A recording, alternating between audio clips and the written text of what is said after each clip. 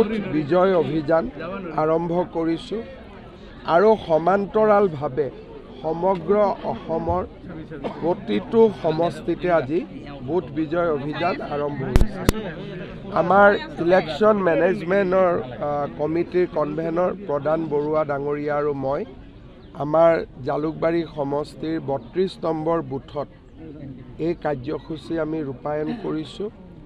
এই কাৰ্যসূচীৰ অধীনত আমি প্ৰতি ঘৰ পৰিয়ালত একোটাকৈ ষ্টিকাৰ, একোখনকৈ বিজেপিৰ পতাকা আৰু এখন আমি পত্ৰিকা, য'ত আমাৰ চৰকাৰৰ 50টা সফলতা সন্নিৱিষ্ট আছে, তাক আমি পৰিয়ালটোক প্ৰদান কৰিম।